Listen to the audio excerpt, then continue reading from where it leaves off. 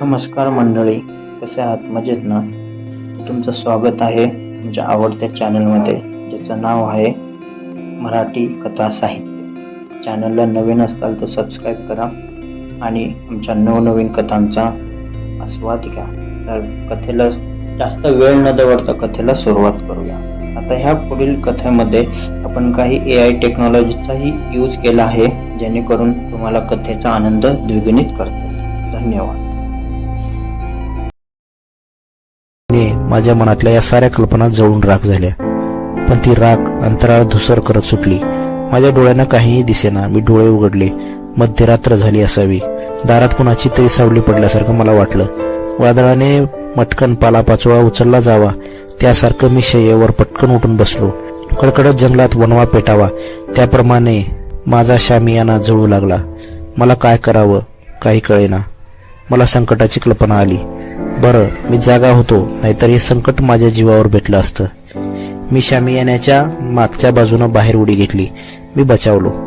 पालापाचोळ्याप्रमाणे सारा शामियाना बघता बघता खाक झाला. माझ्यावर हे संकट योगायोगाने आलं नव्हतं. कोणीतरी माझ्या मृत्यूचा कट रचला होता. मला ज्याची शामियान्याच्या दारात सावली दिसली त्याने शामियानाला पेटवलं होतं. मी धृतीला भेटून येतानाही असेच माझ्यावर सैनिकाने हल्ला केला होता. माझ्या इमानी अश्वामुळं मी बचावलो होतो. आज मी बचावलो तू जागा असल्यामुळे. कुणीतरी राज्यातलंच माझ्यावर टपून बसलं आहे हे मी ताडलं.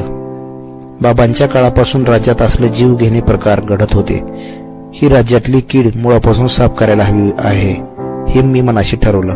दुसऱ्या दिवशी काही गुप्तहेर मी पळतीवर ठेवले. माझ्या आसपास होणारा कोणताही साधा बदल मला कळावा असं मी त्या साऱ्यांना बजावलं. नगरोत्सवाप्रमाणे राज्यात सर्वत्र आनंद उसळला होता. रात्री नगरात आतषबाजी करण्यात आली.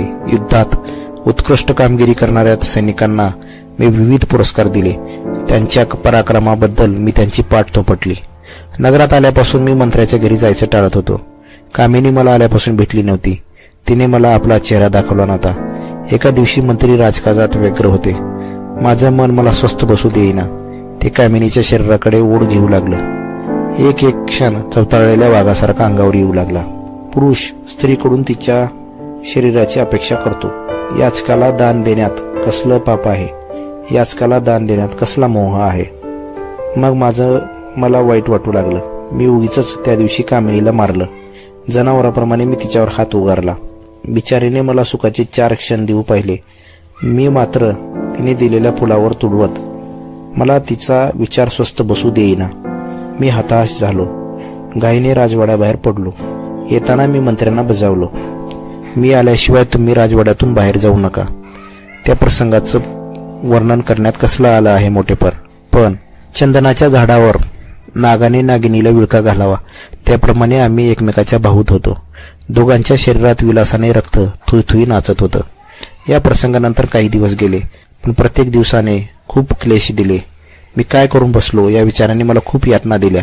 कामिनीसोबत मला वाटलं मी जर चित्रगुप्त असतो तर माझ्या जीवनातला भूतकाळ मी पुसून टाकला असता.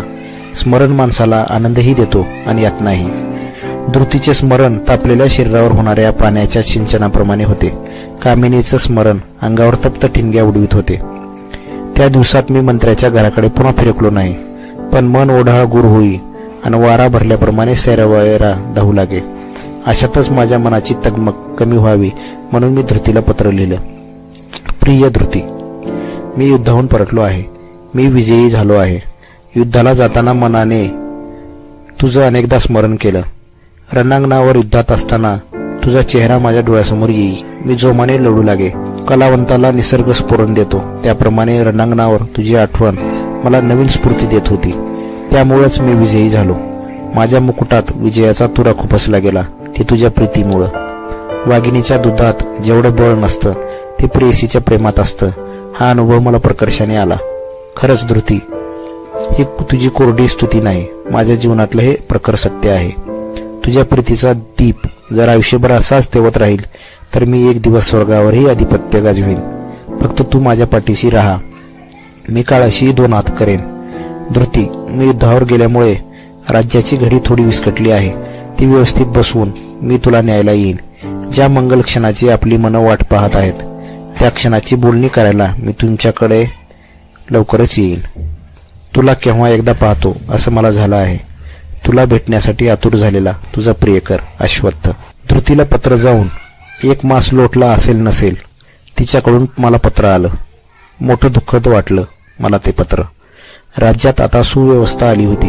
युद्धामुळे झालेली हानी मी भरून काढली. युद्धात झालेला फायदा हानीपेक्षा 10 पट जास्त होता. त्यामुळेच की काय ती हानी मानवणारी होती. धृतीने पत्रात लिहिलं होतं, प्रिय अश्वत्थ, तुमचं पत्र वाचून आनंद झाला. तुम्ही विजयी झालात, सुखरूप घरी पोहोचलात. माझं मन नाना चिंतेनं पोखरलं जात होतं. एकीकडे माझ्या मनाला वाटत आहे तुम्ही खूप पराक्रम करावा, पृथ्वीला जिंकावं, आणि दुसरीकडे माझं मन सुतार पक्षाने झाड पोखरावं त्याप्रमाणे पोखरलं जात होतं. तुम्ही युद्धाला जात आहात म्हणून कळवलं. माझी रात्रीची झोप पळाली. मी शय्यावर तळमळत राही. तुमच्या चिंतेने माझं मन व्याकुळ होऊ लागे. कधी कधी मला मोठं विचित्र स्वप्न पडे. तुम्ही मोठा विजय मिळवून परतत आहात. कधी कधी स्वप्नात तुम्ही जखमी झाला आहात असं वाटे. मी अंथरुणात उठून बसे, पण त्या वाईट स्वप्नानंतर मला सकाळपर्यंत झोप येत नसे. मनी वसे ते स्वप्ने दिसे म्हणतात. माझ्या मनात काय वसलं आहे सांगू? तुमची प्रीत, तुमच्याबद्दलची उत्कट प्रीत, माझ्यासाठी हसत हसत प्राण देतो म्हणणाऱ्या वीरासाठीची उत्कट प्रीत. प्रेम कसं करावं ते तुमच्याकडून शिकावं. प्रेम कसं करावं याचा जणू तुम्ही धडा शिकवलात. त्यामुळेच मी तुमच्यासाठी कोणतेही दिव्य करायला तयार आहे. माझं सर्वस्व मी तुमच्या पायावर पुलाप्रमाणे वाहिलं आहे. विजयी वीराप्रमाणे तुम्ही याल, तुमची पटराणी कराल, यात तीळ मात्र शंका नाही. पण निरभ्र आकाशात ही वीज चमकते तसं माणसाच्या सुखी जीवनात संकटे डोकावतात. बाबा दुर्धर रोगाने आजारी आहेत. वैद्यांकडून भरपूर इलाज केला, पण ते डोळे पाजरत आकाशाकडे बोट दाखवतात. मी त्यांना खोदून विचारलं, बाबांचा हा रोग बरा होणार नाही का? ते माझ्याकडे निराशेने पाहत म्हणाले, मुली, हा रोग मोठा दुर्धर आहे. त्याच्यावर उपाय आहे.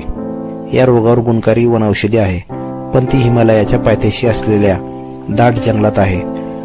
तिथल्या वातावरणातच या वनस्पती फुलतात. अन्यत्र कुठं त्या आढळत नाहीत. अश्वत्थ, मी हताश झाले आहे. बाबांचा माझ्यावर खूप जीव आहे.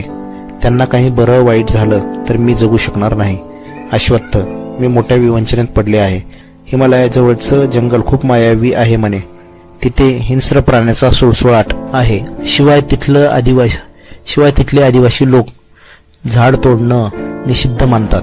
तिथल्या पानाफुलांवर, पशुपक्ष्यांवर त्यांचा खूप जीव आहे. परक्या माणसानं मुलाला हात लावल्यावर आई जशी चिडते त्याप्रमाणे ते वनवासी लोक संतापतात. त्यांच्या जंगलात शिरणाऱ्या माणसाचं शिरसंधान करून ते त्यांच्या देवीला अर्पण करतात. अशा परिस्थितीत तिथून ही वनस्पती आणणार कोण? मी मोठ्या विचारात पडले आहे. माझ्या बाबांच्या जीवाचं काही बरं वाईट झालं तर या प्रश्नाने मला भंडावून सोडलं आहे. तुमची प्रियतमा धृती. माझी धृती चिंताग्रस्त झाली होती. तिला निश्चिंत करणं माझं कर्तव्य होतं. धृतीला माझा संबंध कामिनीशी आहे हे कळल्यावर ती माझ्यावर असंच प्रेम करेल का? मला कळेना. कामिनीशी आलेला संबंध माझ्या जीवनात झालेला अपघात होता. त्या अपघाताच्या प्रसंगाला आयुष्यात कधी धृतीसमोर उघडायचे नाही असं मी ठरवलं. एक मन म्हणे, पापाची कबुली म्हणजेच प्रायश्चित्त. तू धृतीसमोर केलेली चूक सांग, ती तुला काहीच म्हणणार नाही. जो चूक कबूल करतो त्याच्यासमोर चूक सुधारायला खूप मोठा वाव असतो. पण माझं धाडस होईना. मी जर धृतीला कामिनीबद्दल सांगितलं आणि तिने माझा त्याग केला तर? या विचाराच्या भीतीने माझं मन पावसात भिजणाऱ्या झोपडीप्रमाणे दडपून गेलं. अखेर कामिनीचं गुपित एक गुपित ठेवायचं आहे असे मी मनोमन ठरवलं. धृतीच्या चिंतेवर मी एक मार्ग काढला. तो कळवण्याच्या हेतूनेच मी तिला पत्र लिहिलं. त्यात मी लिहिलं, प्रिय धृती, तुझी काळजी रास्त आहे, पण काळजी अशा गोष्टीची करावी ज्यावर कोणताच उपाय चालत नाही. तुझी काळजी मला सांगून तू चांगले केलेस. धृती, तुझी चिंता ती माझी चिंता. आपण परके का आहोत? हिमालयातली वनस्पती आणायला मी जाईन. आपला विवाह हा काय पुन्हा होईल. मात्र बाबांचा आजार कमी व्हायला हवा. सशस्त्र सैनिकांना घेऊन मी हिमालयात जाईन. जीवाला जीव देणारे माझे मित्र आहेत. माझ्या सैन्यात अनेक तिरंदाज आहेत. काहींची शक्ती जनावरावर मात करणारी आहे. त्यापुढे आदिवासी काय करतील? मी युद्ध करेन. ती वनस्पती घेऊनच परतेन. माझ्यासोबत मी त्या वैद्यराजांना घेऊन जाईल. त्यांच्या केसाला धक्का लागू देणार नाही. धृती, तू माझी काळजी करू नकोस. तू निश्चिंत राहा. तुझ्या प्रीतीच्या बळावर मी हिमालयही चढून जाईन. मी लवकरच राज्यात येईन. तिथूनच आम्ही हिमालयाकडे प्रस्थान करू. तुझा प्रियकर अश्वत्थ. धृतीला सांगितल्याप्रमाणे राज्यात सारी व्यवस्था करून मी काशीराजाच्या राज्यात गेलो. धृती डोळ्यात आसवे आणून मला निरोप देत होती. मला निरोप देताना ती म्हणाली, अश्वत्थ, सांभाळून राहा. जीवाला जपा. स्वतःची काळजी घ्या. तुम्हाला काही झालं तर स्वतःला मी आयुष्यभर माफ करू शकणार नाही. भरल्या हृदयाने मी तिचा निरोप घेतला. वैद्यराजांना सोबत घेऊन मजल दर मजल करीत मी हिमालयाजवळ गेलो. मी माझ्या साऱ्या सैनिकांना बजावून सांगितलं, कुणीही इथल्या जंगलातल्या प्राण्यावर बाण सोडू नका. ते आपल्या प्राणावर बेतेल. हिमालयाचं शिखर आम्हाला दिसू लागलं होतं. ते बर्फाच्छादित पर्वत पाहून मला वाटलं जणू काही हा चंदेरी धातूचा मुकुट आहे. आकाशातून देवाच्या शिरावरून तो खाली पडला असेल. हिमालयाचं उत्तुंग गगनचुंबी शिखर पाहून मला वाटलं माणूस निसर्गापुढे किती खुजा आहे. मी विराटनगरचा राजकुमार होतो, पण माझंही अस्तित्व हिमालयापुढे किती नगण्य होतं. पायथ्याशी असलेली ही दाट वनराई किती मनोहर आणि वेदक होती. क्षत्रिय असतानाही मला प्रथमच वाटलं या जंगलातलं ऐश्वर्य टिकवलं पाहिजे. निष्पाप प्राण्यांना मारण्यात कसला आला आहे धर्म, पुरुषार्थ. आम्ही हिमालयाच्या पायथ्याशी आलो. एका बाजूने आम्ही त्या जंगलात शिरू लागलो. वैद्यराजांना लागणारी वनस्पती नेमकी कुठं असेल याची आम्हाला कल्पना येईना. 1-2 दिवस आम्ही बरेच भटकलो, पण आम्हाला वनस्पती मिळाली नाही. हिंस्र प्राण्याचा इथे सुळसुळाट होता हे आम्ही ऐकलं होतं. दिवसात 2-3दा आमच्या समोरून हरणाचे कळप धावत गेले, पण आम्ही त्यांची शिकार केली नाही. आम्हाला बघून हरणाचा कळप सैरावैरा धावू लागला, पण आम्ही त्यांच्या मागे धावलो नाही. रात्री मचानावर झोपलो असताना खालून चांदण्याच्या प्रकाशात वाघ जाताना दिसला. आता आम्हाला जीवाच्या रक्षणासाठी बाण चालवावा लागणार असं वाटू लागलं, पण वाघ आपल्याच नादात असलेल्या लहान बालकाप्रमाणे गुरगुरत निघून गेला. आम्हाला त्याच्यावर बाण सोडायची गरज भासली नाही. आदिवासींना भिवून आम्हाला हे सारं करावं लागत होतं. आदिवासींसोबत आम्हाला युद्ध करता आलं असतं, पण आम्हाला इथून लवकर परतायचं होतं. शिवाय आदिवासींना जंगलाची खडानखडा माहिती होती. मी मोजक्या सैनिकांना घेऊन आलो होतो. इथे आदिवासींची जमातची जमात असण्याची शक्यता होती. त्यांनी आमचा निश्चितच पराभव केला असता. तांबडं फुटण्याची वेळ झाली असेल. आम्ही सारे मचानावर साखर झोपेतच होतो. अशात ऊसातून कोल्हा धावताना ऊसाचा कड कड कड असा आवाज होतो. त्याप्रमाणे जंगलातले झाडं मोडून पडल्याचा आवाज येत होता. आदिवासींचे तर जंगलावर अतिशय प्रेम असतं. मग हे काय घडत आहे आम्हाला कळेना. मग थोड्या वेळानंतर हत्तीच्या चित्कारांचा आवाज आला. हत्ती आमच्याकडे धावत येत असावेत. त्यांचा धप धप व धावण्याचा आवाज येऊ लागला. आमच्यावर नक्कीच कोणतं तरी मोठं संकट आलं होतं. मी मचानावरून खाली उतरलो. माझ्या सैनिकांना सोबत्यांना उठवून जागं केलं. त्यातल्या काही जणांना मी जंगलातले हत्ती असे सैरावर का धावत आहेत हे पाहण्यासाठी पाठवलं. जंगलाच्या उत्तरेला जवळच्या राज्यातील सैनिकांचा जमाव आला होता. जंगलातले प्राणी पळवण्याकरता मोठे वाद्य वाजवली जात होती. त्यांच्या आवाजाच्या भीतीनं जंगलातले प्राणी सैरावर धावत होते. हत्ती आमच्याकडे येत होते. वाद्य वाजवणाऱ्या माणसांपुढे वृक्षतोड चालू होती. शस्त्रास्त्रांनी सज्ज असे सैन्य तिथे उभे होते. माझ्या डोक्यात प्रकाश पडला. प्राणी आणि आदिवासी वृक्षतोडीला अडथळा आणणार या हेतूनेच मोठा सैन्य जमाव आणि वाद्य वाजवले जात आहेत. हत्ती आमच्यापासून बरेच दूर होते. माझ्या डोक्यात अभिनव कल्पना आली. ती कल्पना अंमलात आणावी असे मला प्रकर्षाने वाटत होतं, पण त्यात धोका होता. आदिवासींची मदत केल्याशिवाय औषधी वनस्पती मिळणं आम्हाला अशक्य होतं. मी त्वरेनं मोहरे हलवले. जे अव्वल तिरंदाज होते त्यांना मी एक काम सोपवलं. तुम्ही सैन्याजवळ जा. त्यांच्याजवळचं वाद्य निकामी करत राहा. वाद्यांचा आवाज काही वेळापुरता तुम्ही बंद करू शकलात तर आपण त्यांचा डाव त्यांच्यावर उधळून लावू. जोवर प्राणी धावत त्यांच्याकडे परतत नाहीत तोपर्यंत तुम्ही वाद्य बंद ठेवण्याचा प्रयत्न करा. नंतरचं सारं मी बघून घेईन. मी सांगितल्याप्रमाणे ते तिरंदाज निघाले. जंगलात सैरावर पळणाऱ्या प्राण्यांना मी त्या सैन्य जमावाकडे हुसकावायचं ठरवलं, पण त्यांना हुसकावण्यासाठी आमच्याकडे वाद्यही नव्हती. ढगात वीज चमकावी त्याप्रमाणे लख्खपणे माझ्या डोक्यात एक कल्पना चमकून गेली. आम्ही उभं असलेल्या ठिकाणापासून पश्चिमेला नदी होती. नदीच्या किनाऱ्यावरल्या चिखलात अनेक रानडुकरं मी लोळताना पाहिली होती. रानडुकरांचा आवाज मोठा कर्णकर्कश असतो हे मला माहीत होतं. आम्ही नदीजवळ गेलो. आम्हाला तिथं डुकरं आढळली. 4-5 रानडुकरांना आम्ही जखमी केलं. रानडुकरांना बांधून घोड्याच्या मागे फरफटत नेऊ लागलो. जखमेमुळे सारी डुकरं आर्तचित्कार करू लागली. वाद्यांपेक्षा कर्णकर्कश असा तो डुकरांचा आवाज होता. आम्ही जंगलात शिरलो. हत्ती धावत येत होते. तिकडे आम्ही समोर जाऊ लागलो. रानडुकरं कानाचा पडदा फाटेपर्यंत आरडू लागली. गुरांसारखा त्यांचा आवाज मोठा होता, पण हत्ती परतेनात. आमच्या आणि हत्तीत खूप कमी अंतर राहिलं असेल. मध्येच उत्तरेकडे होणाऱ्या वाद्यांचा कळप धावत झाडांना पाडत आमच्याकडे येऊ लागला. हत्तींच्या चित्काराने आणि डुकरांच्या ओरड्याने आम्हाला काहीच ऐकू येईना. हत्तींच्या धावण्याने आमची छाती भीतीने दडपून गेली. आता हत्तींच्या पायाखाली मारावं लागणार असं आम्हाला वाटू लागलं. डुकरांच्या आवाजाने सारे हत्ती निश्चल झाडाप्रमाणे क्षणभर थबकले आणि पुन्हा मात्र त्यांनी पळण्याची दिशा बदलली. ते सारे हत्ती उलट्या दिशेने धावू लागले. आम्हाला स्फुरण चढलं. तोंडाने मोठमोठाने गर्जना करीत आम्ही हत्तीच्या झुंबडामागे धावू लागलो. पळवीत पळवीत हत्तींना शस्त्रास्त्रांनी सज्ज असलेल्या जनसमुदायावर आम्ही गाठलं. धनुष्यातून बाण सुटू लागले. भाले फेकले जाऊ लागले. पण कशाची पर्वा न करता हत्ती सैनिकांना चेंगरीत सैरावैरा धावू लागले. सैनिकांची तारांबळ उडाली. अशात आम्हाला जंगलातले आदिवासी येऊन मिळाले. तेही तोंडाने, शिंगाने आणि वेगवेगळ्या वाद्यांचा मोठा गोंगाट करू लागले. हत्तींच्या पुढे त्या साऱ्या जमावाची तारांबळ उडाली. त्यांना पळता भुई कमी झाली. पायाखाली मुंगीला चिरडावे त्याप्रमाणे तिथल्या पायाखाली येईल त्या माणसाला चिरडत हत्ती धावू लागले. आम्हाला यश आलं. क्षणापुरतं आम्ही आदिवासीच झालो होतो. त्यांच्यातलेच असल्याप्रमाणे त्यांच्याकडून लढत होतो. आदिवासींनी आमच्या युक्तीचं, हजरजबाबीपणाचं कौतुक केलं. आम्ही सारे एकत्र जमलो. आदिवासीतल्या प्रमुखाने आमची विचारपूस केली. मी खरं सारं काही सांगितलं. आदिवासींनी त्या 4 दिवसात आमची खूप बडदास्त ठेवली. आम्हाला रुचकर अन्न खाऊ घातलं. वन्यजीवनावर आलेल्या संकटात आम्ही त्यांना साथ दिली म्हणून त्यांनी आमचं तोंड भरून आभार मानलं. आम्हाला पाहिजे असलेली वनस्पती मोठी दुर्मिळ होती. ती आम्हाला मिळाली नव्हती.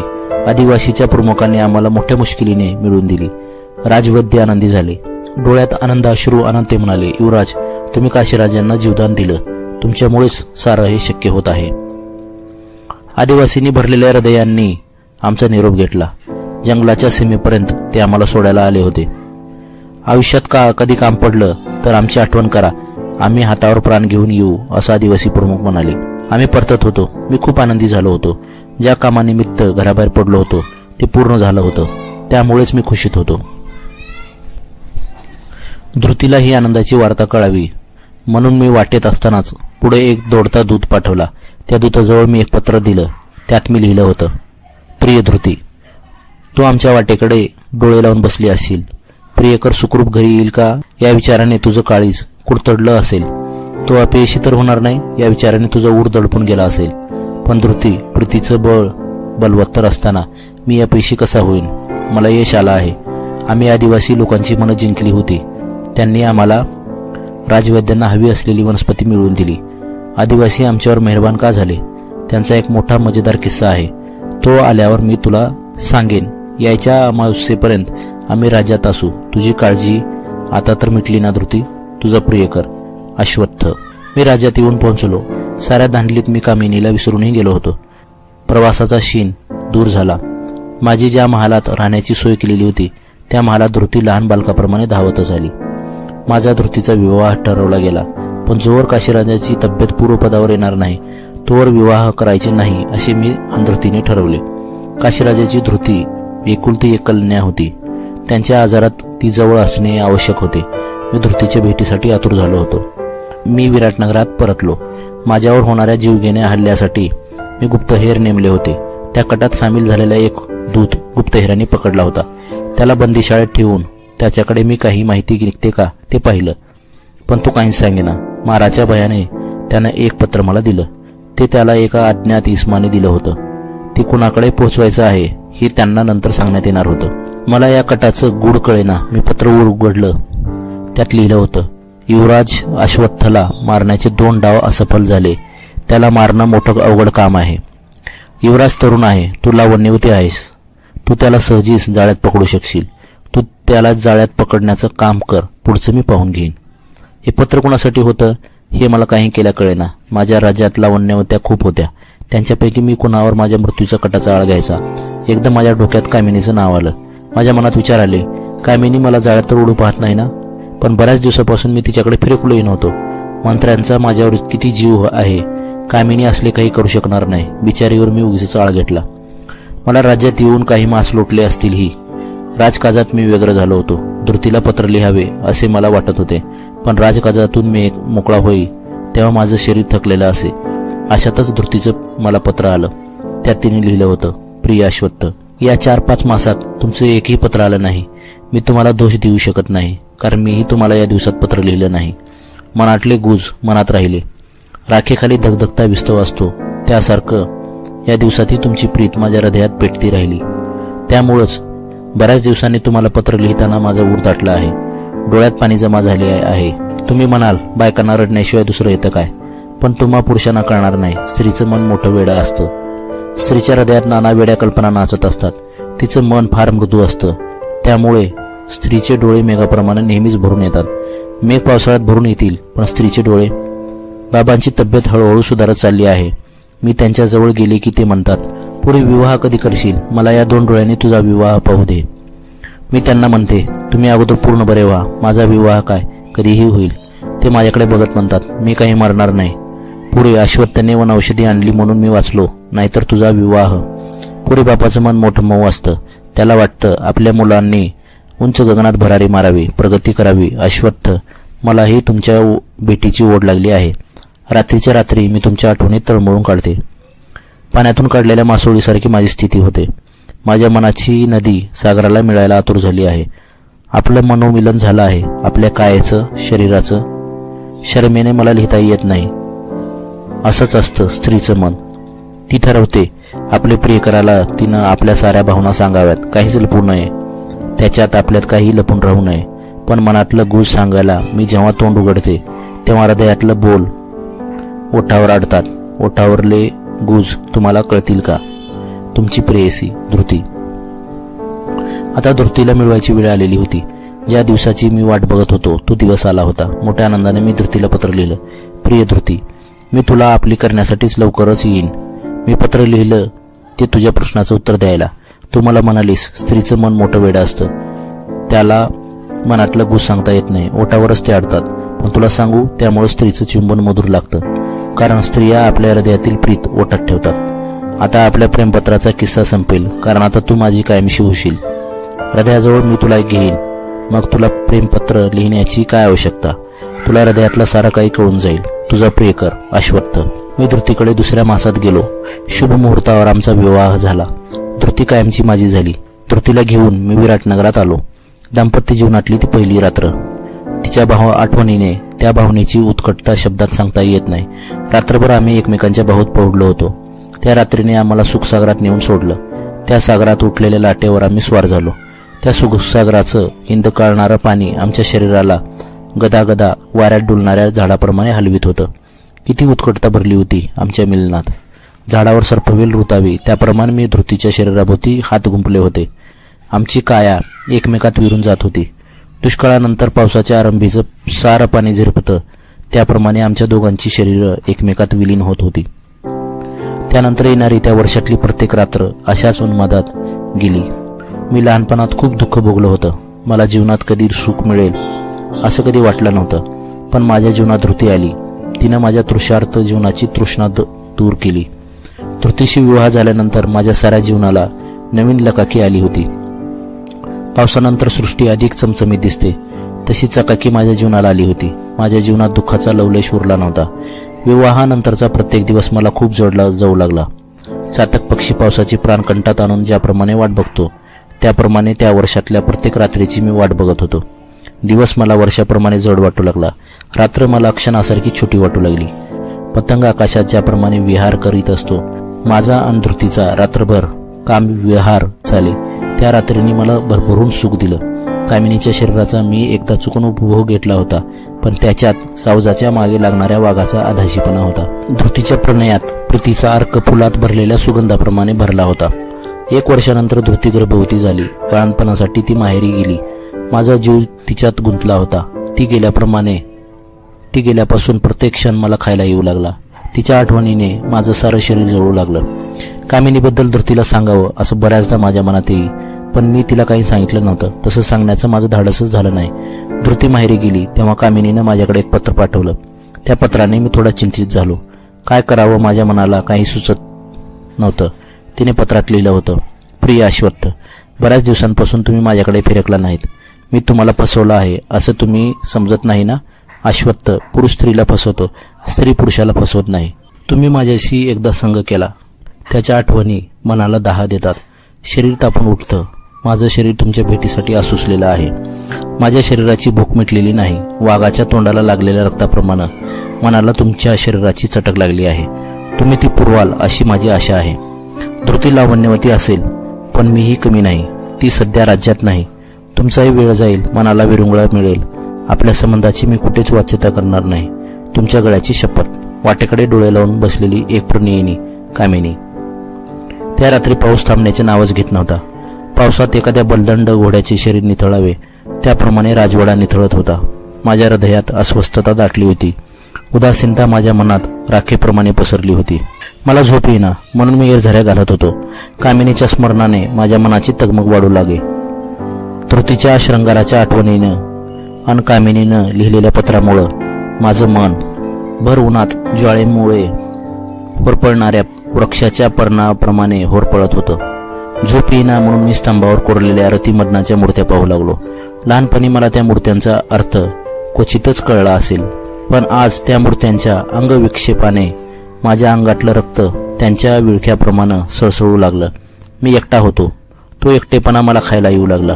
त्या पावसातला धुसर क्षण माझ्या अंगावर भूतासारखा येऊ लागला. ती रात्र मी पाण्यातून काढलेल्या मासोळीप्रमाणे तळमळून काढली. दुसऱ्या दिवशी मंत्री कामाकाजात व्यग्र आहेत असं पाहून मी कामिनीकडे गेलो. रात्री माझ्या उरात दाटलेली सारी उदासीनता मी कामिनीच्या बाहुत विसरून गेलो. माझं मन पाण्यातून काढलेल्या पाकळीप्रमाणे टवटवीत झालं. कामिनीनं दिलेल्या शरीर सुखानं माझी उदासीनता वाऱ्यात उडून जाणाऱ्या राखेप्रमाणे उडून गेली. मग हे असंच चालू लागलं. मी वारंवार कामिनीकडे जाऊ लागलो. माझं मन मला बोचू लागलं. मी मोहात अडकलो आहे असं वाटे तेव्हा मी लहान बालकाप्रमाणे कामिनीच्या बाहुत लपलेला असे. मी धृतीच्या विरहात होतो. अशातच धृतीचं मला एक पत्र आलं. त्यात तिने लिहिलं होतं, प्रिय अश्वत्थ, विवाहानंतरचं हे माझं पहिलं पत्र. मी तुमच्याकडे आले तेव्हा एकटी होते. माहेरी परतताना मात्र आम्ही. माझ्या पोटात तुमचा अंकुर वाढत आहे. तुम्ही मला म्हणाला होतात आपल्याला मुलगी होईल, पण मी तुम्हाला सांगते, तुम्ही पहा आपल्याला मुलगाच होईल. तुमच्यासारखा पराक्रमी देखणा होईल तो. इकडं आले मला तुमची रोज आठवण येते. सकाळच्या कवळ्या उन्हात मी बसते तेव्हा मला तुमच्या स्पर्शाची आठवण येते. दिवस वर येतो, रात्र मंद पावले टाकत येते तेव्हा माझ्या मनात शृंगाराच्या त्या आठवणी फुलू लागतात. पण आता मी आई होणार आहे. मातृत्वाची जबाबदारी पत्नीपदापेक्षा मोठी असते हे आता मला उमगू लागलं आहे. आपल्या पोटी मूल जन्माला येत आहे म्हणून आपल्याला किती आनंद झाला आहे. सारी सृष्टी निर्माण करणाऱ्या ईश्वराला काय आनंद होत असेल याची कल्पनाच केलेली बरी. आपण आता आई बाप होणार. आता आपल्या जबाबदाऱ्या वाढणार आहेत. कधी काळी आपण प्रियसी प्रियकर होतो, आता पती पत्नी आहोत. आपण आई बाप होणार आहोत. माणसाच्या जीवनात किती परिवर्तने होतात.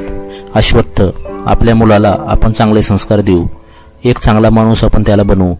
आपल्या सुखदुःखाचा भार आपण त्याच्यावर लादायचा नाही. त्याला मोकळेपणाने वाढीला विकासाला वाव देऊ. तो मोठमोठे पराक्रम करेल तेव्हा आपसुकच लोक आपलं नाव घेतील. आपण आपल्या मुलाचे आईबाप आहोत म्हणून आपल्याला धन्यता वाटेल. तोच क्षण कृतार्थ करणारा असेल. तुमची पत्नी धृती. खरेच किती स्वप्ने उराशी बाळगतात आईबाप आपल्या लेकरासाठी. मूल चांगलं निपजलं तर आईबापाला आकाश ठेंगणं वाटतं. मुलाला लोकांनी नावं ठेवलं तर आईबापाला वाटतं पृथ्वी दुभंगावी, तिने त्यांना पोटात घेतलं तर बरं. धृतीची आठवण तीव्र झाली तेव्हा मी तिला पत्र लिहायला बसलो. त्यात मी लिहिलं, प्रिय धृती, आईबाप होण्याचं सुख मोठं आहे. ज्याच्या पोटी मूल जन्माला येत असतं त्याला या सुखाची कल्पना येते. बागेत एखादं रोप लावताना आपल्या मनात उत्साह दाटलेला असतो. त्याच्यावर फुललेलं फूल आपल्या परिश्रमाचं प्रतीक असतं. धृती, तुझी माझी प्रीत अशीच फुलली त्याचंच हे फळ असो. धृती, इथून पुढे आपल्या बऱ्या वाईट वागण्याचा मुलांच्या जीवनावर खूप परिणाम होत असतो. त्यामुळे जीवनात आपल्याला इथून खूप हुशारीने आणि प्रामाणिकपणे वागावं लागेल. मुलांची मनं खूप संस्कारक्षम असतात. जे काही त्यांना दिसतं ते सर्व ते शिकून घेतात. लहानपणीचे दुःख एखाद्या विषारी बाणाप्रमाणे माझ्या हृदयात खोलवर रुतून बसलं आहे. कितीही जीवनात सुख आलं तरी त्या यातना भोथट होत नाहीत. अशा यातना आपल्या मुलाला आयुष्यात कधी होऊ नयेत असं मला वाटतं. धृती, तुझ्या तब्येतीची चांगल्या प्रकारे तू स्वतः काळजी घे. सारं काही ठीक होईल. तू इकडली काळजी करू नकोस. मी बरा आहे. मला काही होत नाही. तुझी चिंता मला लागून राहिली आहे. मुलगा हो वा मुलगी, देवानं दिलेला प्रसाद मी तो मान्य करीन. तुला वाटत असेल त्याप्रमाणे मुलगा झाला तरी मला आनंद होईल. अश्वत्थ. धृतीला मी लिहिलं होतं, मुलावर चांगले संस्कार करण्यासाठी आपल्याला चांगलं वागावं लागेल. पण मी मात्र कामिनीचा नाद सोडावा असं मला प्रकर्षाने वाटत होतं.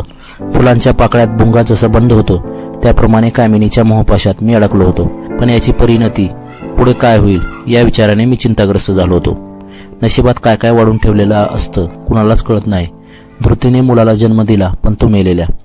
आपल्या कुशीत असलेल्या त्या मृत बालकाकडे बघून तिला काय वाटलं असेल.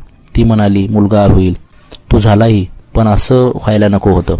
पोटातूनच तो निघताना मृत निघाला होता. धृतीचं ते पत्र माझ्या काळजाच्या चिंदळ्या करीत गेलं. तिने पत्रात लिहिलं होतं, प्रिय अश्वत्थ, तुम्ही माझ्या पत्राची आतुरतेने वाट पाहत असाल. मला मात्र तो मिळालं. तुम्ही बाप झालात हे तुम्हाला ऐकायचं असेल, पण माझ्या पोटी मृत